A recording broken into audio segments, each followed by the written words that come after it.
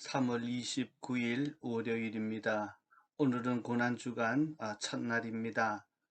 예수님께서 우리를 구원하시기 위해 왕으로 등극하셔서 곧바로 고난의 그 길로 들어선 것은 우리를 구원하시는 것이 왕 대신 예수님의 사명이기 때문입니다. 이번 한 주간을 통해서 주시는 십자가 위에서 하나님의 말씀을 우리가 배우고 또 십자가 위에 예수님을 만나는 한 주간 되기를 축복합니다. 누가복음 23장 37절에서 43절까지입니다. 39절에서 43절까지입니다. 예수와 함께 달린 제수 가운데 한 제수도 그를 모독하여 말하기를 너는 그리스도가 아니냐 너와 우리를 구원하여라 하였다. 그러나 다른 하나는 그를 꾸짖으며 말하였다. 똑같은 처형을 받고 있는 주제에 너는 하나님이 두렵지도 않느냐. 우리는 우리가 저지른 일 때문에 그의 마땅한 벌을 받고 있으니 당연하지만 이분은 아무것도 잘못한 일이 없다. 그런 다음에 그는 예수께 말하였다. 예수님께서 그 나라에 들어가실 때에 나를 기억해 주십시오. 예수께서 그에게 말씀하셨다. 내가 진정으로 내게 말한다. 너는 오늘 나와 함께 낙원에 있을 것이다. 아멘.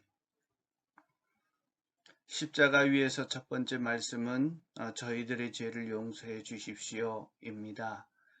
예수님께서 십자가에 못 박히시고 높이 달리셨을 때 7말씀을 하셨습니다. 십자가에서 올린 주님의 첫 번째 말씀은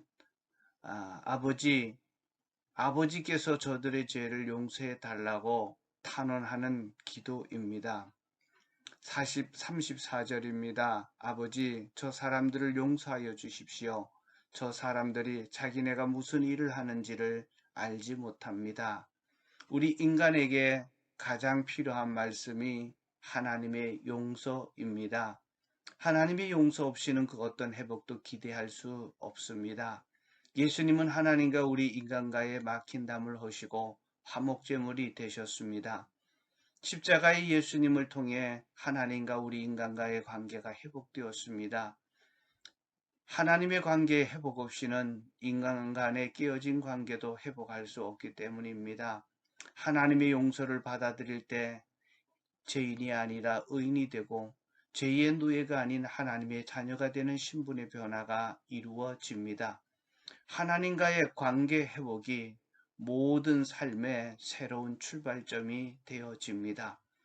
우리가 하나님의 용서를 받아들일 때 다른 사람들을 용서할 수 있습니다. 그 용서는 우리의 화목과 평화로 이어집니다. 용서는 인간의 노력과 의지로 되는 것이 아니라 하나님의 능력입니다.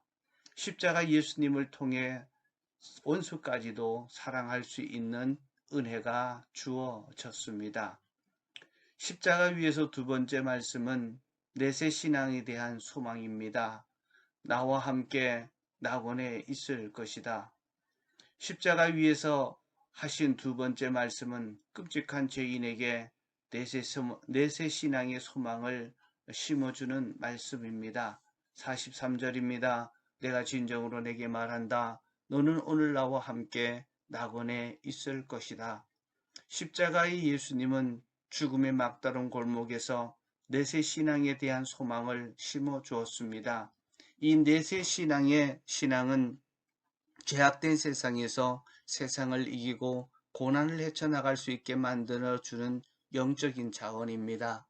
죽음 이후에 다가올 세상은 더 이상 죽음이 없는 세상, 죄와 슬픔과 아픔이 없는 영원한 하나님의 나라입니다. 죽음은 단순한 생명의 박탈이나 사랑하는 사람과의 이별이 아니라 사모하는 하나님과 영원히 살게 되는 차원 높은 소망입니다.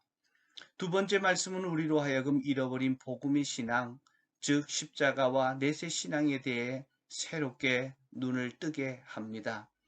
예수님이 십자가에 못 박히실 때 예수님 양편에 두 명의 제수가 함께 십자가에 못 박혀 처형을 받고 있었습니다.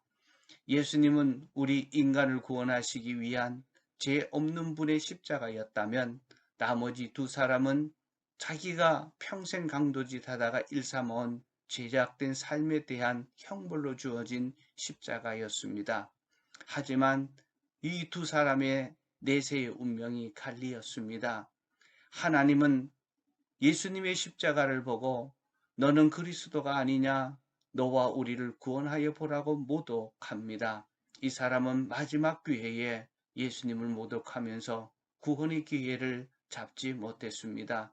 그러나 또 다른 한편에 예수는 반대편 예수를 꾸짖으면서 예수님, 주님이 주님의 나라에 들어가실 때 나를 기억해 주십시오 라고 말했습니다. 막다른 골목에서 마지막 기회에 예수님이 구원자임을 알고 함께 나군에 있기를 요청했을 때 주님은 기꺼이 응답해 주셨습니다. 십자가의 예수님은 우리를 위한 대속 제물이셨기에 그분의 육체는 필연적으로 고통스러운 죽음을 경험해야 했습니다.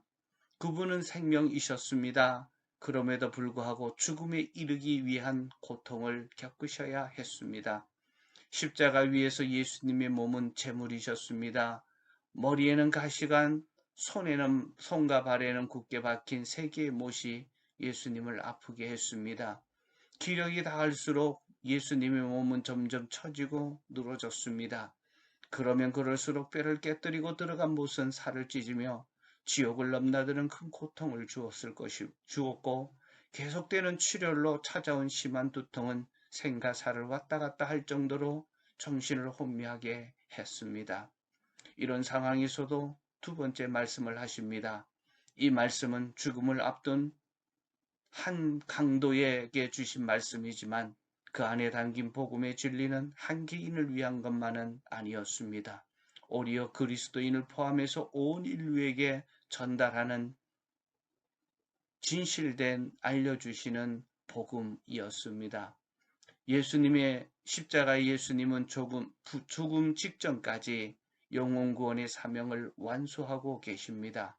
예수님은 자신을 십자가에 못 박은 죄인된 사람을 미워하는 대신에 천국 복음의 진리를 전하셨고 마지막 남은 피 한 방울 흘리시는 그 순간까지도 우리 인간에게 천국 소망을 전했습니다. 예수님께서는 비록 강도짓으로 평생을 살아온 죄인과 함께 십자가 위에서 잔인한 고통을 받는 그 순간에도 그 영혼이 하나님을 알지 못하고 죄 가운데 죽어가는 것을 안타까워하셨습니다. 그래서 주님은 자기와 함께하는 그 마지막 순간에도 복음을 전하셨고 영혼을 구원하는 기회를 놓치지 않았습니다. 죽음 직전까지 하나님이 붙여준 영혼을 혼신의 힘을 다해 구원하셨습니다. 십자가의 예수님은 죽어가는 그 순간에도 영혼 구원의 기회를 놓치지 않는 열정을 보여줍니다. 우리가 무엇을 위해서 살아가야 할지 선명하게 보여주었습니다. 죽음 직전까지 결코 구원의 기회를 놓지 않는 사명자의 모습을 봅니다. 이 열정이 식어지고 또 이 열정을 잃어버리지는 않았는지요. 이 열정은 내세에 대한 분명한 확신에서 옵니다. 이 세상으로 끝난다면 죽어가면서 그렇게 영혼 구원할 필요도 없을 것입니다. 기독교 신앙은 이 땅에서 하늘로 연결되는 신앙입니다. 죄로 오염되고 타락된 이 세상과는 비교할 수 없는 온전하고 완벽한 하나님의 나라는 우리를 기다리고 있습니다. 하나님의 나라가 있기에 믿음을 지키고 고통 가운데서 십자가의 억울한 죽음을 죽어가도 의미가 있는 것입니다. 헛되지 않는 것은 우리에게 사명이 있기 때문입니다. 십자가의 죽음조차도 영혼 구원의 기회를 놓치지 않는 예수님을 따라 사는 사명자가 되기를 축복합니다. 천국의 소망이 우리의 소망이 되고 이 소망 가운데 받을 상급을 바라보며 내게 주어진 영혼 구원의 기회를 놓치지 않는 이번 한 주간의 삶이 되기를 주의 이름으로 축복합니다. 기도하겠습니다. 하나님, 고난주간 첫 번째 날입니다. 십자가의 예수님을 만나기를 원합니다.